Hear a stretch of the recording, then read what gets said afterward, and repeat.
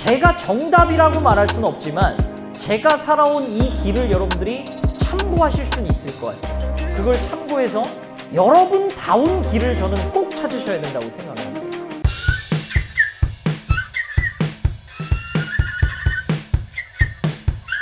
여러분과 환경공학 그리고 환경진로까지 끝까지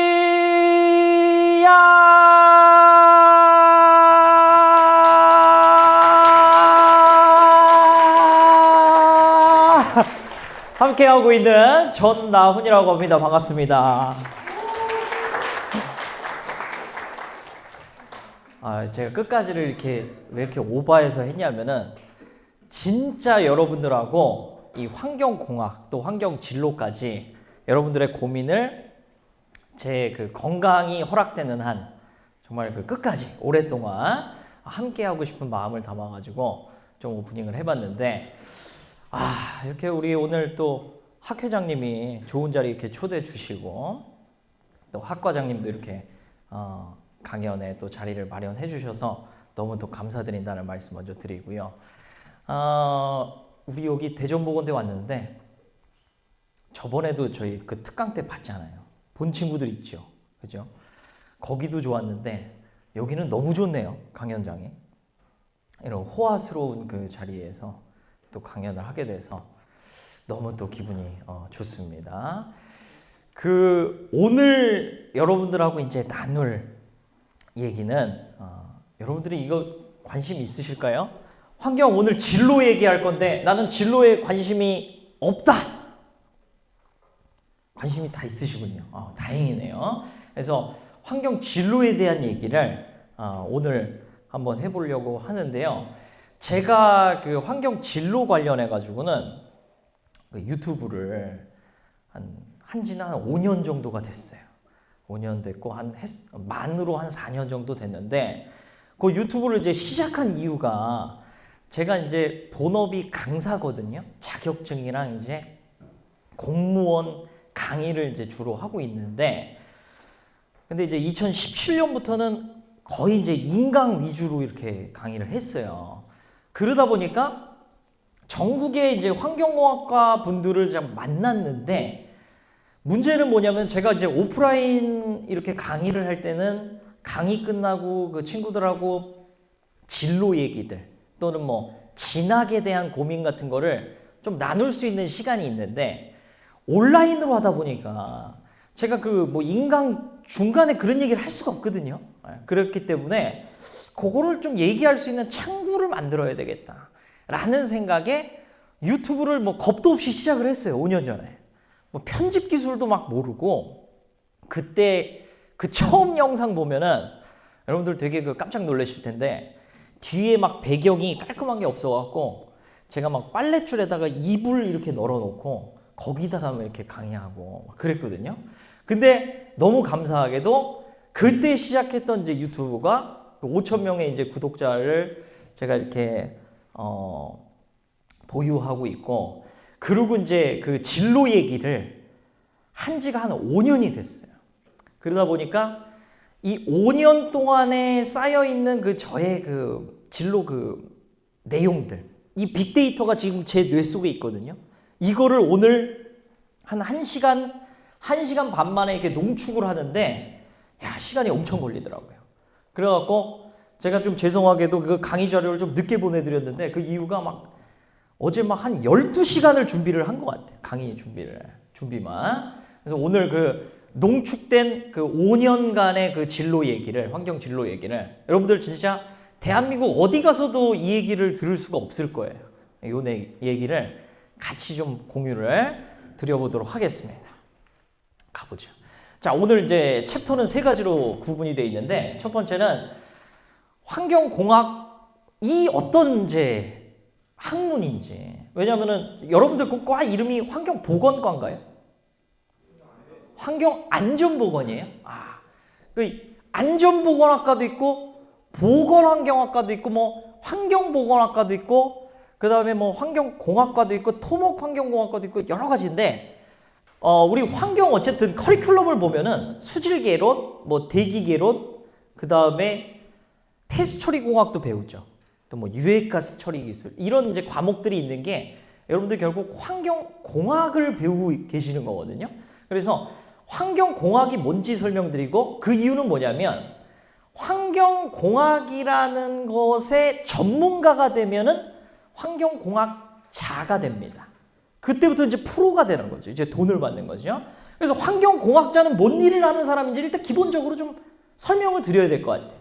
자, 그 다음에는 환경공학 직종들에 대해서 소개를 하는데 제가 이 뒤에 이제 설명드리면서 환경공학자 이러한 소양들을 갖추셔야 됩니다 하면 난 잘못 왔네. 진짜 잘못 온 거 맞네. 이런 생각을 더 확고하게 가지실 수 있는데 그게 아니고 환경공학을 100% 활용하는 직업이 있어요. 환경공학자가 있고 50%만 활용하는 직업도 있고요.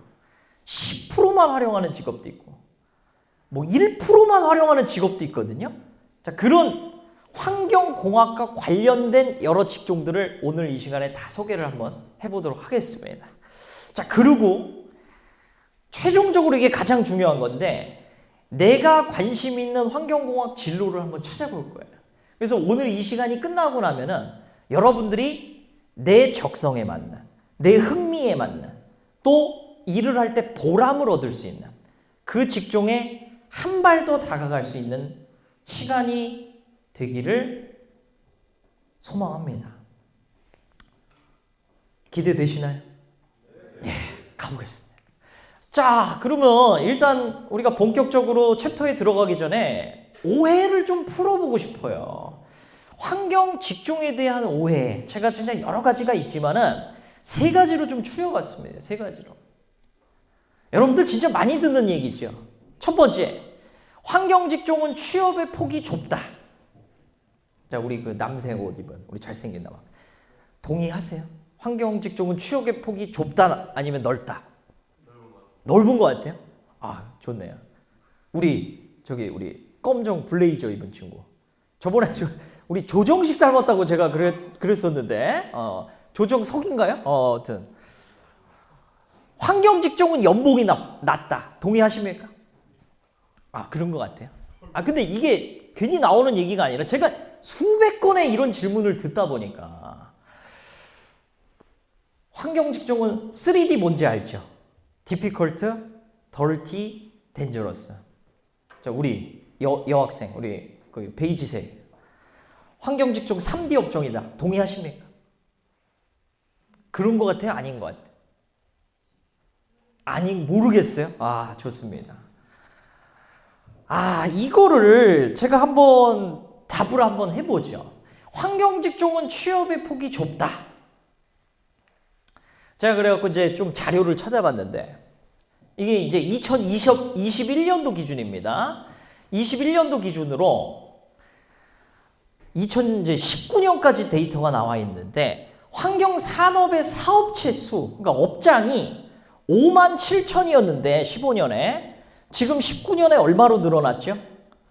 한 5천 개 정도 늘어났다는 거예요. 사업체가 저 일자리가 아니라 사업체가. 그럼 한 사업체에 뭐 적어도 50명은 뽑을 거 아닙니까? 그럼 50 곱하기만큼 늘어났다는 거예요. 취업 자리가. 근데 내 취업 자리는 어디 있지? 이런 생각이 이제 또 들 수 있어요. 저렇게 늘어났다는데 왜 공고 보면은 취업이 없어? 티오가 없는 거야? 저 그 밑에 보니까 환경산업의 종사자 수를 보니까 15년 기준으로 44만이었는데 뭐 잠깐 주춤한 적도 있었지만 지금은 어쨌든 늘어나는 추세 45만으로. 그죠? 15년에서 19년까지 우리나라 인구가 더 늘었나요? 줄었나요? 줄었어요. 그죠? 소폭이지만 줄었어. 근데 일자리는 어떻게 됐다? 늘었다. 종사자 수는. 이분들 다 취업 45만 명이나 취업을 했는데 환경 쪽에 내 자리는 어디 있는 거예요? 선배들 막 취업 잘 된다는 얘기를 내가 못 들어본 것 같은데. 점점 이제 이런 데이터를 보더라도 지금 1번 질문에 대한 오해가 풀려요, 안 풀려요? 잘 안 풀린다는 거 아직. 잘 안 풀린다는 거. 두 번째, 연봉이 낮다? 자, 2020년부터 24년까지 재원 배분 계획이 나왔어요. 기획재정부에서. 환경 쪽으로 돈을 쉽게 얘기하면 얼마나 풀 거냐. 20년 기준으로 얼마? 9조 원이었는데 24년에는 전망이 어떻게 됩니까 지금? 12.6조 원이 됐어요. 그러면 대략적으로 한 3.6조만큼이 풀렸어요 대한민국에. 그 돈이 다 어디로 간 거야? 그 돈이. 그 돈이 다 환경 쪽으로 풀렸는데 왜 환경 쪽에 뭐 연봉이 막 올랐다 막 환경 쪽 좀 난리 났다 완전히 막 이슈다 이런 얘기 왜 없죠? 이게 풀렸는데. 밑에 보니까 환경산업의 그 시장 재원 규모를 보니까 2020년에는 101.6조였는데 얼마로 예측이 되냐면 규모가 무려 20조가 늘어날 거다. 25년이면 몇 년 뒤죠? 그 돈 여러분들이 가져가야 될 거 아닙니까? 아니, 가져가야 될 거 아니에요. 지금 20조가 풀렸는데 여러분들이 1억씩만 지금 갖고 가도 티도 안 나는 지금 그 정도의 돈이 풀렸다라는 거예요. 가져가야 될 거 아닙니까? 지금. 우리 학 회장님, 제가 질문 자꾸 해서 죄송한데 솔직하게 내가 취업을 이제 해야 되는데 연봉 얼마 받으면 나는 만족한다.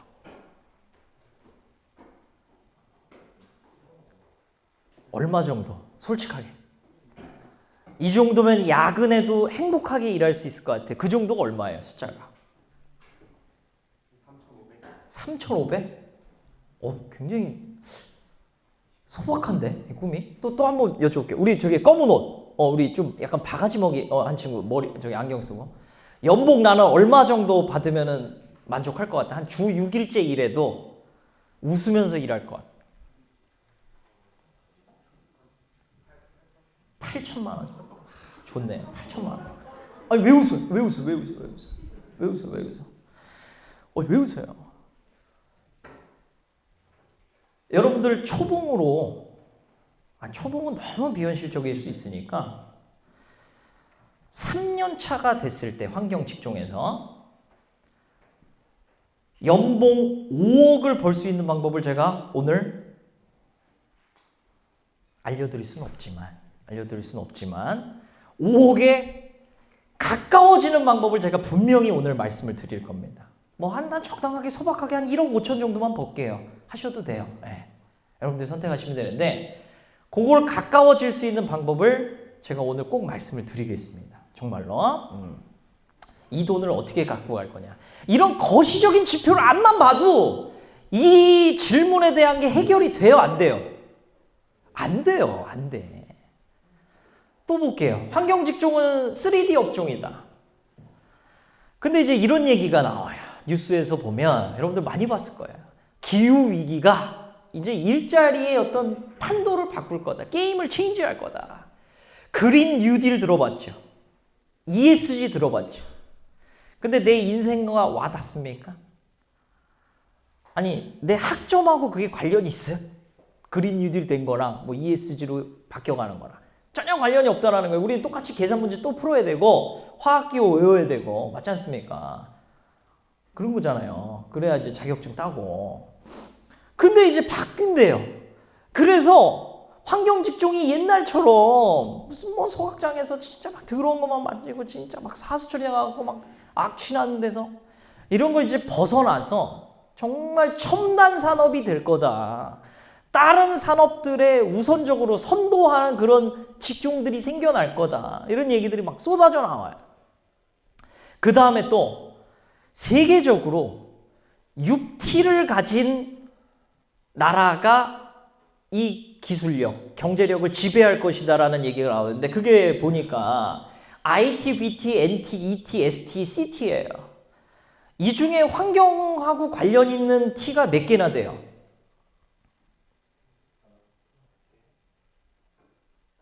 2개, 또 3개, 또 더 써보세요. 6개.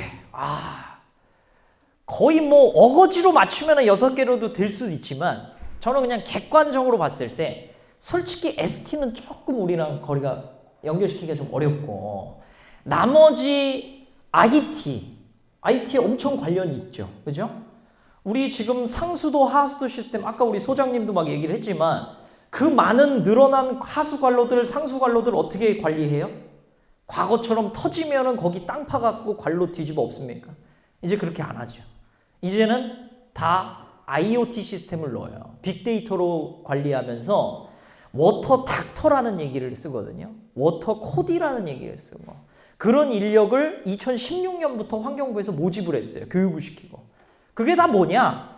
수질 공학적인 지식과 IT적인 지식을 모두 갖고 있는 사람을 그 자리에다가 배치를 하겠다라는 얘기예요. 지금 이미 진행 중인 얘기고 정보기술하고 엄청 관련이 있죠. 생명공학 뭐 얘기할 것도 없어요. 환경에서 미생물의 중요성 뭐 얘기할 것도 없죠. 그 다음에 나노기술 더 작은 것을 우리가 다룬다. 그게 환경 아닙니까? 여러분들 배웠던 단위 중에 어떤 거 있죠? 뭐 ppm, ppb 이런 거 배우셨죠? 100만 분의 1, 1000만 분의 1, 뭐 10억 분의 1 이거 왜 배워요? 환경 오염물질이라는 건 아주 작은 물질이에요. 우리 눈에 보이지도 않는데 근데 그 물질이 우리한테 들어왔을 때 어떻게 되죠? 위해를 끼치기 때문에. 그래서 그 작은 물질을 우리는 들여다볼 줄 알아야 되는 거죠. 나노기술 당연히 중요하죠. 점점 더 쾌적한 환경을 원할 거예요. 그럴수록 점점 더 작은 단위를 분석할 수 있어야 됩니다. ET 뭐 설명할 필요도 없고 CT 제가 얘기했죠? 유튜브 5,000달인데 돈 얼마 벗는다? 광고비로? 그렇다는 거예요. 이게 지금 환경하고 콘텐츠도 엄청나게 연결이 돼가고 있다는 겁니다. 자, 그러면 이제 본 챕터로 들어와서 환경공학자에 대해서 설명을 하는데 자, 환경이라는 거의 사전적인 의미는요. 우리 주위의 모든 것이에요. 지루하죠. 이런 얘기 너무 많이 들었고 이런 사진 너무 많이 봤잖아요. 사실은. 그리고 또 이거 더 지겨운 거. 북극곰. 중요한데 너무 많이 나오잖아요. 북극곰. 그래서 우리 뭐 해야 되는데 지금 당장 뭐 해야 되는데 모른다라는 거예요. 대기오염. 이거 지금 저 사진이 이제 우리 LA 그 스모그 때 그 사진인데 좀 뭐 스모그 문제뿐만 아니라 미세먼지 문제, 이제 뭐 온실가스까지 대기오염은 우리랑 뗄래야 뗄 수가 없고 수질오염, 폐기물, 뭐 이제 자원순환이라고 얘기를 하죠. 자, 이거 다 중요한데 그래서 이제 환경이라고 하면 우리 주위의 모든 것이 아니라 너 환경과 다닌다며? 너 환경 전공한다며? 그거는 우리가 우리 주위의 모든 걸 얘기하는 게 아니라 환경 문제에 대해서 너 배운다며? 그렇게 받아들이잖아요. 그죠? 자, 그러면 환경공학이라는 건 뭐냐? 자, 환경은 우리 주위의 모든 것이라고 했어요. 공학이라는 단어의 뜻은 뭐냐면요. 과학으로 문제를 해결하는 학문이에요. 과학으로. 그러니까 토목공학은 뭡니까? 과학을 통해 갖고 아주 안전하게 효율적으로 다리도 만들고 뭐도 만들고 건설을 하는 거지. 그죠? 환경공학은 과학으로 문제를 해결하는데 무슨 문제를 해결하는 거예요? 환경 문제를 갖다가 우리가 해결을 한다. 그래서 환경공학을 한 줄로 줄이자면은 환경 문제를 과학적 지식을 통해 갖고 해결하는 학문이다. 그럼 이제 표정이 제가 안 좋아질 줄 알았거든요. 왜 그러냐면 여기서 과학을 좋아하시는 분, 과학에 난 미쳤다. 난 매드 사이언스 있어요. 나 수학이 너무 좋아. 난 막 미적분 막 취미로 막 한다. 있을 수 있어요. 왜 그 부끄러워요? 너무 좋은 소양인데 이분이 잘못된 세상으로 왜 만든 거예요? 여기 지금 과를. 이분이 원래 올바른 사람인데 자, 뭐 막상 올바르다고 할 수는 없어요. 왜냐하면 저도 사실 학교 다닐 때 부끄럽지만 좋아하지 않았어요. 과학 수학을. 그런데 이제 뭐 일을 하다 보니까 이쪽이 막 좋아지는 부분들이 생기죠. 자, 어쨌든 간에 환경 문제를 과학적 지식을 통해 갖고 해결하는 학문이고 그러면 이제 환경공학자는 뭐냐면 환경공학의 의의를 달성하는 사람인데 환경 문제를 과학적으로 해결하는 사람들이에요. 그걸로 돈을 버는 사람들. 그러니까 그 오염에 대한 지식, 또 분석기술, 정화기술 이런 쪽으로 직업을 가지게 되죠. 근데 이 내용들은 여러분들 선배들 또 교수님이 하는 얘기들에서 많이 봤을 거예요. 그리고 이게 환경 진로의 전부인 줄 알고 있다는 게 제가 너무나 화가 나는 부분이에요, 사실은. 유튜브를 5년 동안 운영하면서 너무 답답했던 부분이 바로 이겁니다. 이게 전부인 줄 안다는 거. 이게 진짜 중요한 얘기인 게요. 제가 여기서 이런 얘기 하기 전에 모든 사람이 그렇진 않겠지만 저희 그 동기들이나 선배들, 후배들 경험을 제가 바탕으로 말씀을 드리자면 대부분의 졸업생들이 이게 전부인 줄 알아요. 그래서 측정 분석 회사 가면 되잖아. 저 오염에 대한 지식 가지고 소각장이나 하수처리장 가면 되잖아. 정화기술이 있으니까 시공, 뭐 환경 플랜트 같은 데 가면은 괜찮겠네. 그게 전부인 줄 안다고, 환경에, 진로에. 그래 놓고 두 가지 선택을 하죠.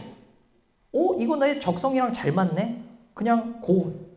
아니면 안 맞네? 전과, 자퇴. 아니면 전공 안 살리고 딴 거 하는 거지. 뭐 장사하거나. 이게 전부인 줄 알고. 너무 안타까워요, 사실. 진짜로. 이게 전부일까요? 절대 아니라는 거예요. 이게 전부가 아니고 이게 아주 일부입니다. 일부. 왜? 제가 앞에서 얘기를 했지만 환경공학이라는 걸 100% 사용했을 때는 이 직업이 나와요. 그런데 70%만 사용할 수도 있고 50%만 사용할 수도 있고 1%만 사용할 수도 있다고 그랬죠? 그런 직종들이 너무나 많다는 거예요. 그걸 분명히 우리 오늘 인지를 해야 되는데요. 자, 그럼 그런 직종들이 어디 있느냐? 어떤 것들이 있느냐? 자, 제가 한 12가지 정도를 이제 갖고 왔어요. 그래서 이 직종들은 뭐냐면 여러분들 선배들 또는 주변에서 얘기를 많이 들었을 내용일 거예요. 환경 직종에서 환경공학과, 그러니까 전공생들이 많이 취업하는 분야들. 한번 보세요. 이렇게 12개. 사실은 제가 여기다가 한 200개 정도 넣고 싶어요. 200개 정도. 근데 이제 12개까지만 넣은 이유는 뭐냐면은 입금된 금액에 비례해서 그 얘기를 하거든요. 요 정도 딱 이제 입금이 됐기 때문에 요 12가지만 얘기를 하는 거예요. 진담입니다. 정말이에요. 농담이고요. 우리 이게 시간상 다 다룰 수가 없어요. 200개를. 근데 그 중에서 진짜 많이 가는 직종만 쭉 갖고 왔는데 이거 제가 뭐 오늘 다 얘기하고 싶었는데 자, 여러분들 진짜 특히나 궁금한 분야 있으면은 3개만 좀 다뤄봅시다. 3개만. 3개. 자, 어떤 거 다뤄볼까요? 12가지 중에. HSE. 좋습니다. 환경안전. 아주 뜨거운 감자고, 제가 오늘도 우리 PD님이 업로드를 또 하시고 왔거든요. 저희 채널에 이 안전팀 그 인터뷰 영상이 올라왔어요. 12시에 올라왔으니까 지금 올라간 지 한 2시간 됐죠. 그거 보시면 돼요. 그러면 너무 섭섭하잖아요. 자, 환경안전팀은 뭐 하는 이제 직종이냐면, 그리고 이게 굉장히 뜬 게 중소기업에서도 갑자기 환경안전팀을 신설하는 경우가 많고요. 대기업에서는 원래 있었는데 그 팀을 더 증축을 하고 있어요. 인원을 늘리고 있죠, TO를.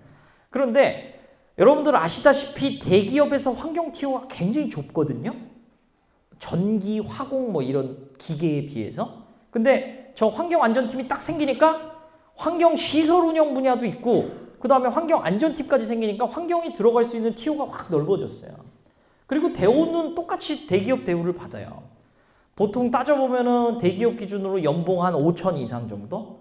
그 정도 대우를 받으니까 야, 이거 나 환경 전공인데 환경안전팀 갈래? 이런 이제 수요들이 막 생겨나는 거죠, 지금. 그런 상황이고요.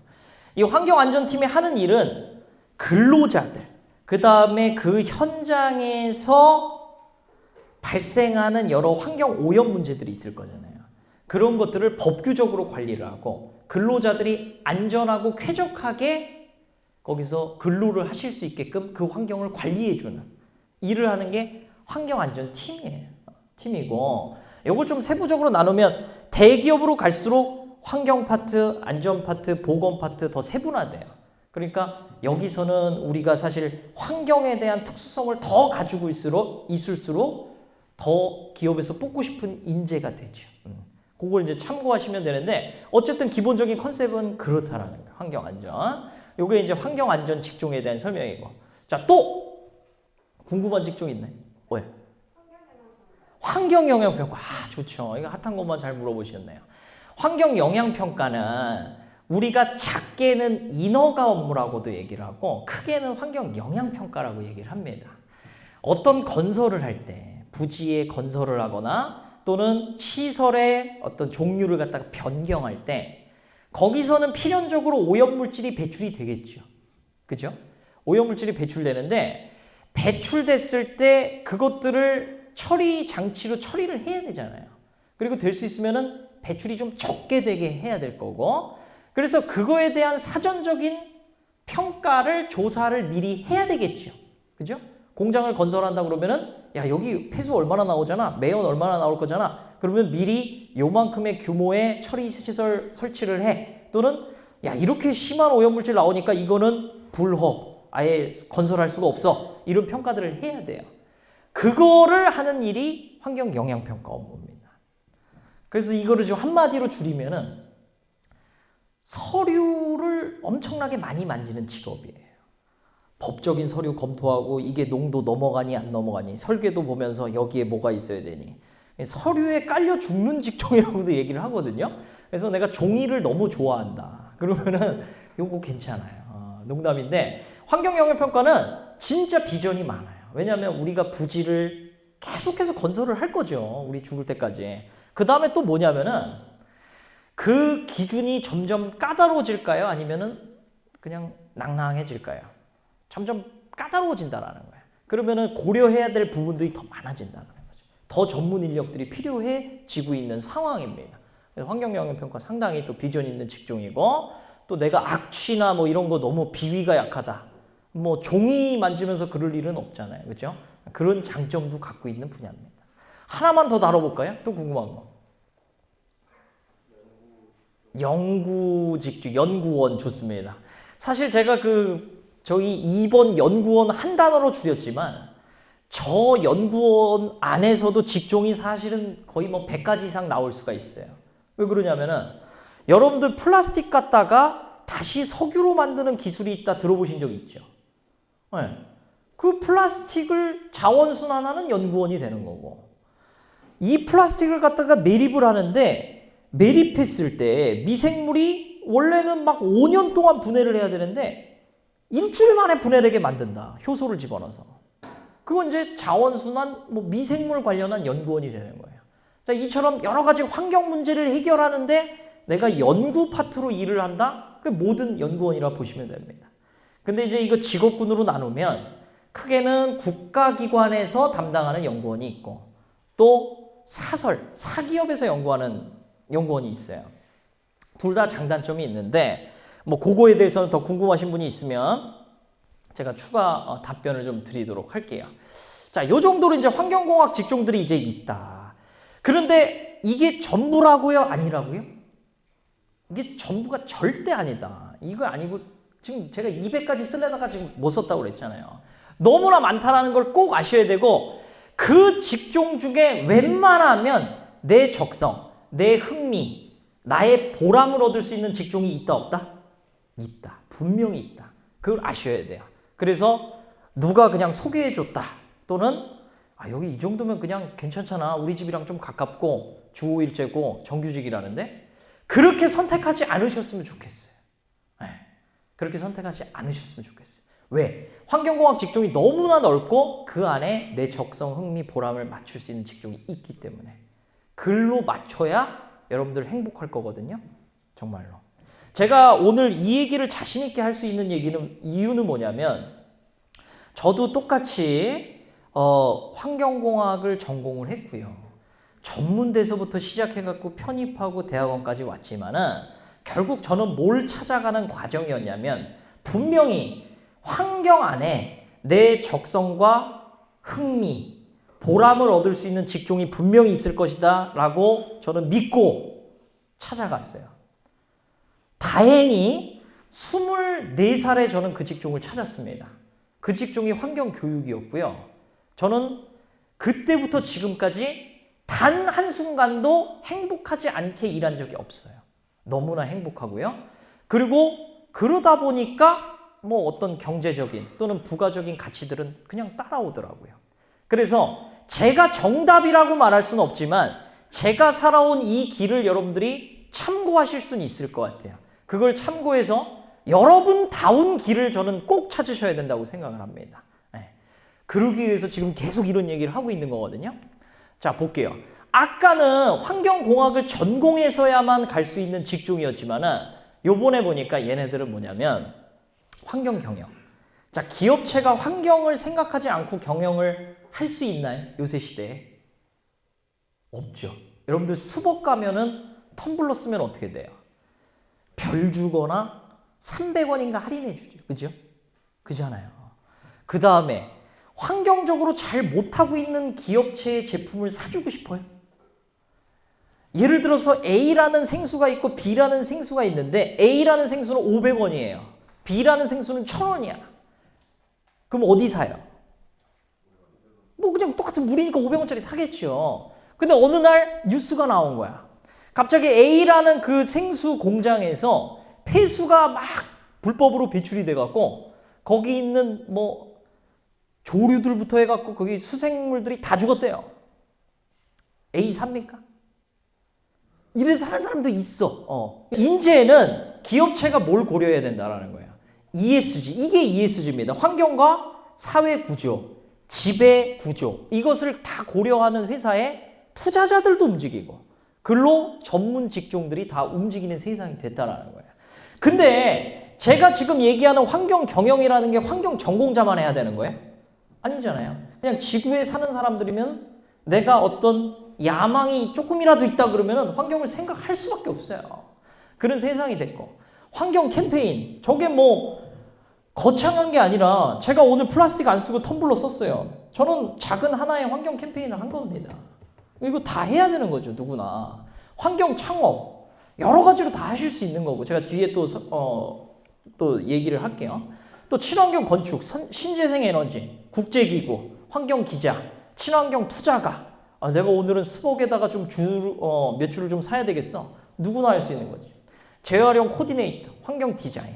그러니까 무슨 얘기를 하고 싶냐면 환경에 관심이 있다면은 환경은요. 여러분들이 전공을 살리든 안 살리든 그 어떤 분야랑 융합할 수가 있습니다. 강사님 죄송한데 저는 붕어빵 장사하는 게 진짜 꿈이어가지고 붕어빵을 팔고 싶어요. 그럼 어떻게 돼? 지금 여기 왜 앉아있어? 가서 붕어 만들면 되죠. 그죠? 그런데 우리가 환경을 전공했다는 거 아닙니까? 그러면 이제 붕어를 어떻게 팔 수 있냐면은 한 5년 뒤에 갑자기 우리나라 여름에 온도가 40도 이상으로 올라갔어요. 평균 기온이. 사람들이 기후에 대해서 어떨까요? 엄청나게 또 생각을 하겠죠. 근데 붕어빵 장수가 나타났어요. 저탄소 붕어빵입니다 하면서 나온 거야. 탄소를 막 50%를 줄였다. 똑같은 팥이 들었다면 어디로 갑니까? 그리고 간다라는 거예요. 그러니까 환경을 우리가 어쨌든 전공이라는 걸 했지 않습니까? 1년이라는 시간 짧지 않거든요. 2년, 3년 우리가 녹였는데 그거를 여러분들 직업에 한 스푼?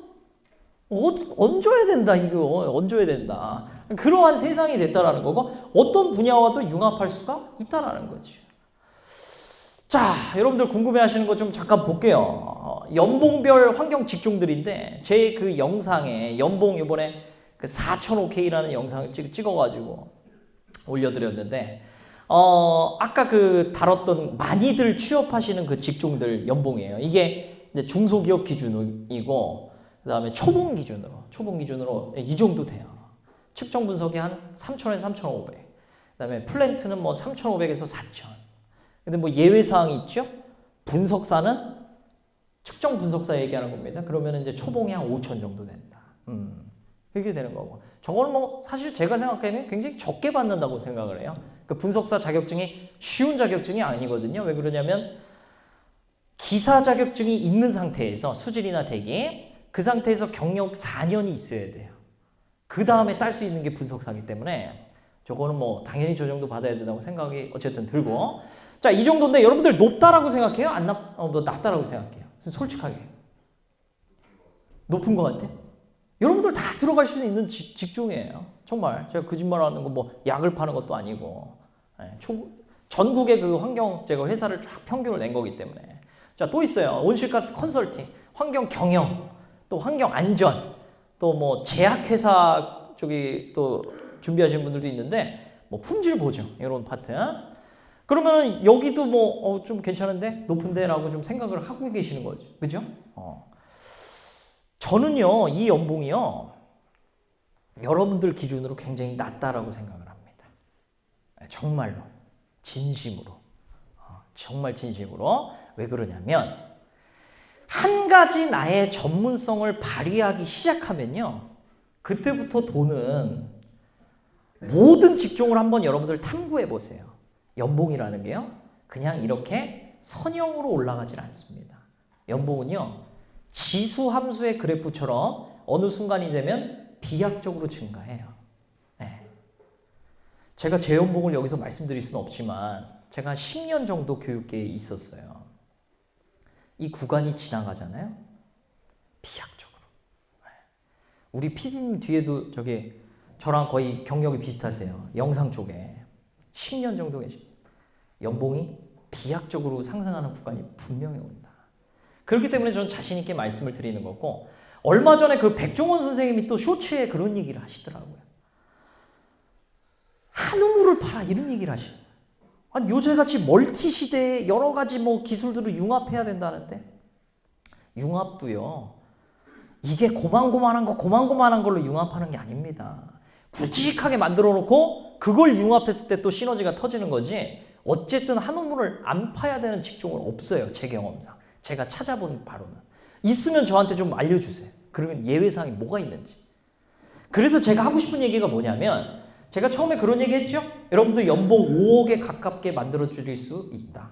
자, 그 방법 중에 하나가 뭐냐면 이 중에 제가 12가지, 13가지만 갖고 왔지만은 이거 말고도 환경 직종에는 분야가 더 많다라고 그랬죠. 그 중에 내 적성 흥미에 맞는 직종이 있다 없다? 있을 확률이 너무하다. 그러면 그걸 찾았을 때 열심히 안 하고 싶어도 재밌어서 계속 하게 돼요. 보람이 돼서 계속 하게 돼요. 하게 되면은 주변 사람들이 야 너무 잘하는데 너 벌써 이렇게 됐어? 이런 얘기 듣게 돼요. 자존감 올라가요. 연봉 올라가요. 사회적 위치 올라가요. 이거는 초봉 기준입니다. 그런데 자 보세요. 많은 전공생분들이 어떻게 택하냐면 선택을 야 이 중에 나는 솔직히 적성에 맞는 거 잘 없는 것 같은데 제일 높은 저기 연구원으로 들어가면 좋겠네. 3,700이니까. 근데 3,700만 여러분들 평생 받고 사실 거예요? 50살까지, 60살까지, 70살까지. 아니죠. 그죠? 연구원 5년 뒤에 연봉이 어떻게 될까? 10년 뒤에 어떻게 될까? 그 생각을 해봐야 된다는 거예요. 측정 분석 3천에서 계속 머무를 것 같아요. 저 연봉이. 절대 안 머뭅니다. 절대 안 머물러요. 자, 또 좀 더 구체적으로 들어가면요. 이 테크트리라는 게 있어요. 내가 이제 측정이나 분석 쪽으로 좀 시작을 했는데 여기서 더 전문가가 되려면 어떻게 해야지? 뭐 쉬운 방법으로 측정 분석사를 딸 수 있겠죠. 4년 뒤에. 그렇게 되면 굉장히 상위 클래스의 분석사가 되면 분석 전문인이 돼요. 그러면 이제 뭐 국가 연구기관에 갈 수도 있고 아니면 사기업의 뭐 과장급, 차장급, 이사급으로 오퍼가 들어올 수 있죠. 그렇게 들어가는 방법으로 계속 올려가는 거야. 그러다가 내가 창업을 할 수도 있어요. 뭐 그런 스토리도 있는데 제가 오늘 강연 끝나고 또 그렇게 이룬 분이 있어가지고 또 인터뷰를 하게 됐는데 그거는 또 제가 영상으로 올려드리도록 할게요. 아니 그게 뭐 비현실적인 얘기가 아니라 뭐 그게 계속 일어나고 있다라는 거예요. 그런 일들이. 그 다음에 이제 플랜트 계열로 이제 할 수도 있는데 설계 시공하다가 야 요만하면 됐지. 요 연봉이면 괜찮을 것 같아. 거기서 끝내는 게 아니라 나 막분리 쪽으로 좀 파고 싶은데 공부를 더 했어요. 전문 지식을 경험을 더 쌓았어요. 그러면 막분리 쓰는데 어딨지? 봤더니 야 요새 핫한 중동 지역의 해수 담수화를 엄청 하려고 한다는 거예요. 그럼 이때 그냥 아무나 설계 시공인 쓰겠어요? 안 쓰죠. 이 막분리에 대해서 굉장히 전문성을 갖고 있는 사람이 쓴다라는 거예요.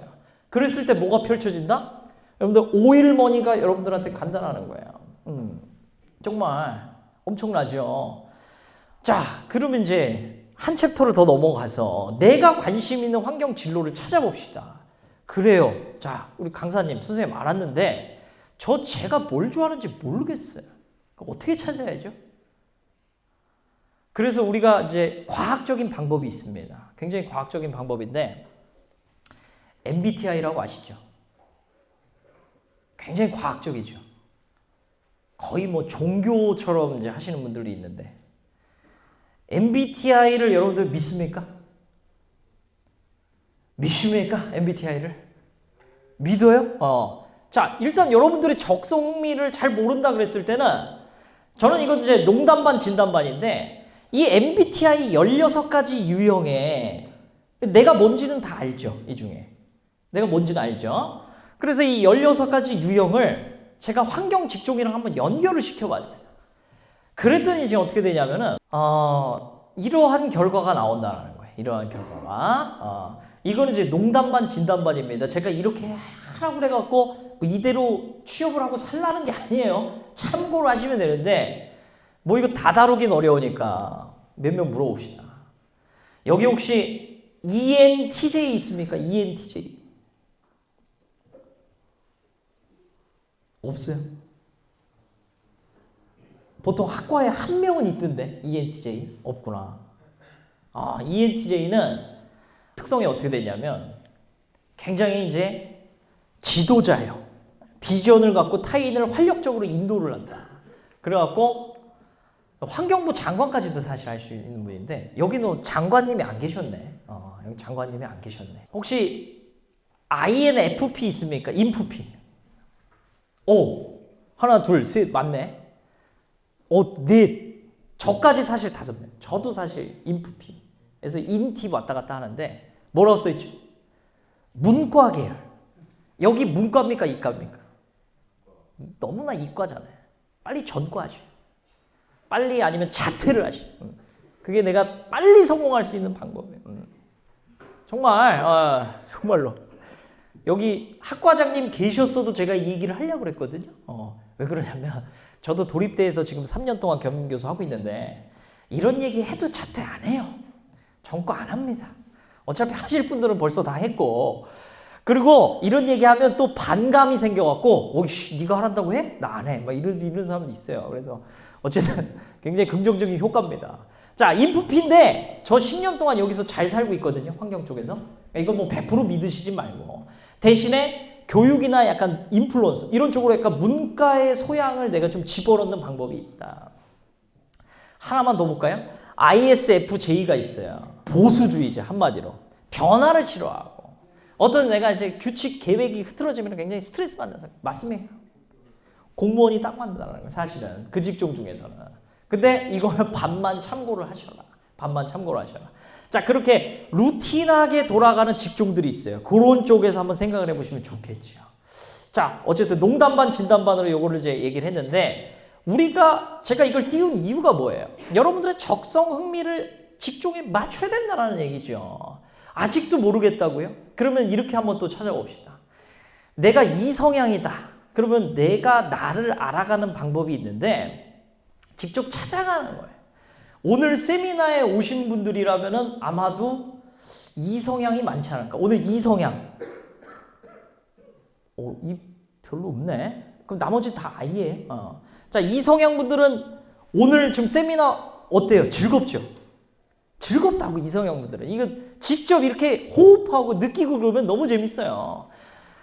세미나 인터뷰하고 또는 내가 주변에 존경하거나 인사이트를 받을 수 있는 사람 모임이 있으면 가서 만나세요. 이분들은 이런 것들로 상당히 영감을 얻고 나 자신을 찾아갈 수 있어요. 왜냐하면 나 자신을 찾아야 되는 게 자, 우리 떡볶이 좋아하세요 혹시? 네. 어떤 떡볶이 좋아하시죠? 신전.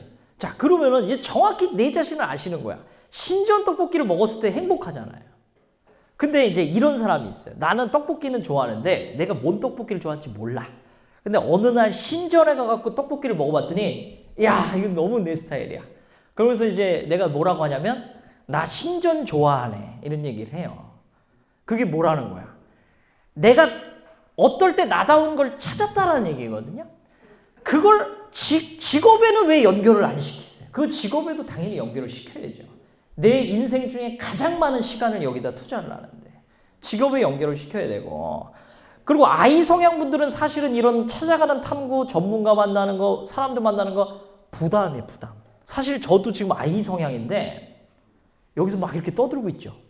어떻게 강사님이 I지? 돈 받으면 다 할 수 있습니다. 자, 그런데 이게 철저한 이제 자본주의로 연습이 된 거지만 어쨌든 I 성향 분들은 저도 이제 집에 가면은 피곤해요. 독서하고 또 독서를 계속 하다 보면은 문해력이 늘어나갖고 더 어려운 책도 읽을 수 있게 되거든요. 그게 또 I의 힘이에요, 어떻게 보면. 그러면서 남들이 잘 접근하기 힘든 지식들을 내가 습득하고 그런 식으로 영감을 얻는 거죠. 또 미디어를 탐색하는 거 이거 얼마든지 집에서 할 수 있으니까.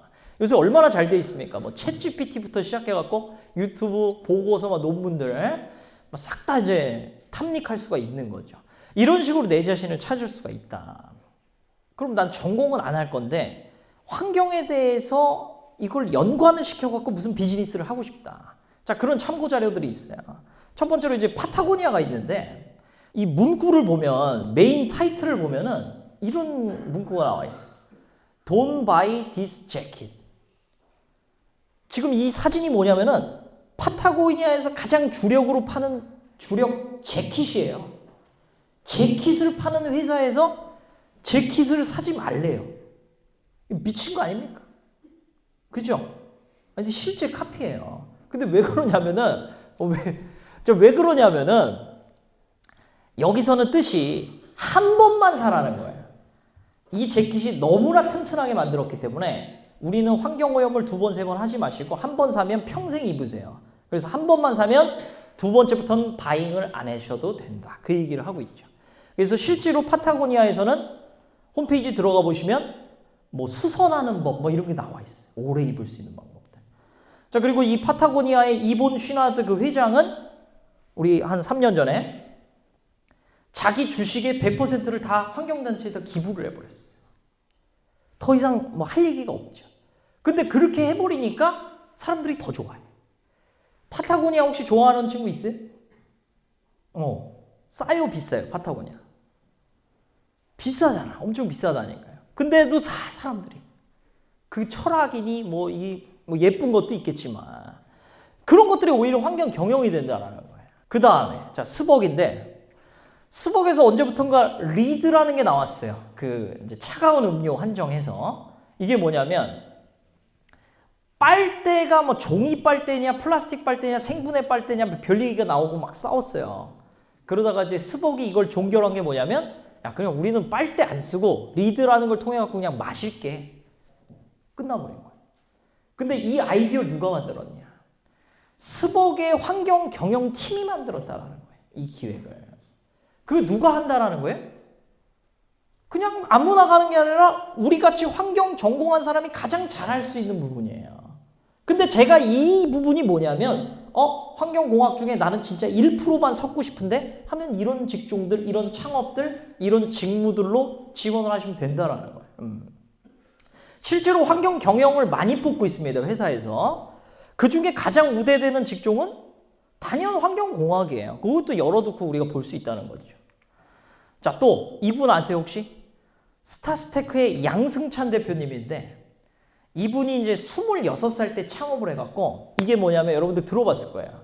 불가사리 제설제, 불가사리 제설제. 불가사리가 원래 폐기물로 버려지잖아요. 근데 그것을 갖다가 갈아갖고 제설제로 만드니까 원래 우리 제설제는 뭘 쓰죠?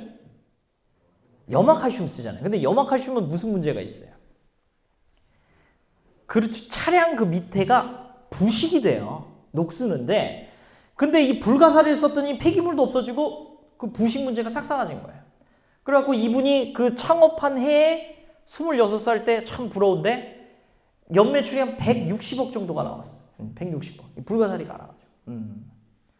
이거 하셔야 된다는 거예요, 여러분들. 이거 하실 수 있다라는 거예요. 근데 이런 생각이 들구나, 이런 아이디어가 막 샘솟는다. 그러면 환경 하셔야 돼. 그러면 환경 하셔야 돼.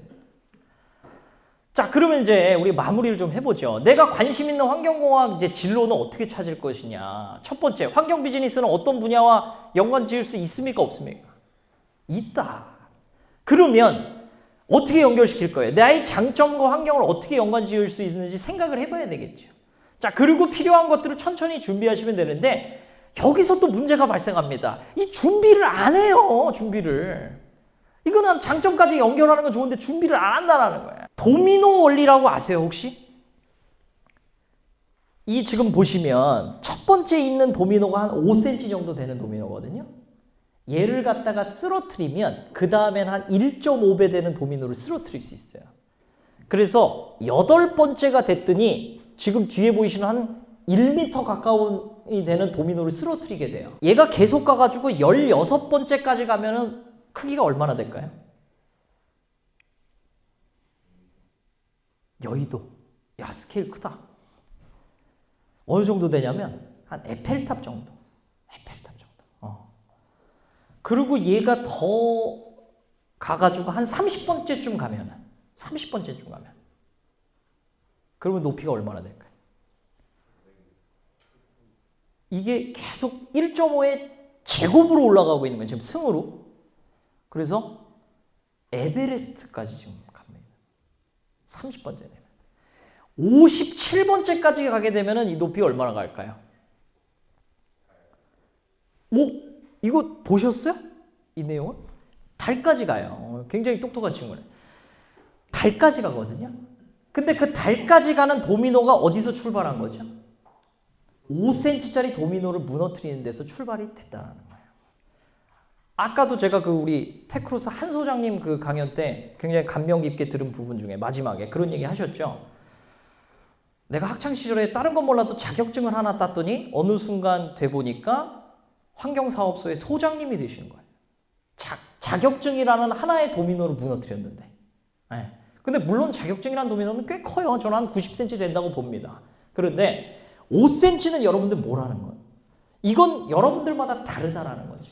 근데 중요한 건 뭐냐면 이 5cm 도미노를 그냥 남들 다 가는 도미노로 세우지 마시고 가장 나다운 거, 내 색깔을 보여줄 수 있는 도미노로 쫙 줄을 세우세요. 그리고 그 도미노를 쓰러뜨리려면 나는 지금 어떤 도미노를 5cm짜리 무너뜨려야 되는지 생각을 한번 해보세요. 그리고 그 5cm짜리 도미노를 빠른 시일 내에 한번 무너뜨려 보세요. 그러면 그 다음 도미노가 어떻게 무너지는지 여러분들 인생이 달라질 겁니다. 이 얘기를 믿으세요? 믿습니까? 약간 종교단체처럼 되는데 이거 믿으셔야 돼. 이 얘기를, 이 도미노 법칙이. 앞에서 처음 얘기했던 거를 제가 답을 한번 해보죠. 환경직종은 취업의 폭이 좁다? 아니요. 좁다 넓다가 중요한 게 아니죠. 나의 색깔과 연관 지을 수 있는 직종이 분명히 있다. 그러면 폭은 문제가 되지 않아요. 두 번째, 환경직종은 연봉이 낮다? 아니죠. 나답게 일했을 때, 나만 할 수 있는 일을 했을 때 그 가치는 크게 돌아옵니다. 환경직종은 3D 업종이다? 내가 하고 있는 일이 적성에 맞고 흥미가 있고 보람이 있는데 그 일이 더러운 일이고 위험한 일이라고 할 수 있을까요? 그 일은 모두 다 귀한 일이 되는 거죠. 자, 여기까지 그러면 오늘 질의응답 좀 받아봤고요. 혹시나 또 궁금한 점이 있으면 제 그 유튜브 채널 들어오셔가지고 댓글 남겨주시면 또는 메일 주시면 제가 또 시간 나는 대로 답변을 드리도록 하겠습니다. 여러분들의 건승을 기원합니다. 끝!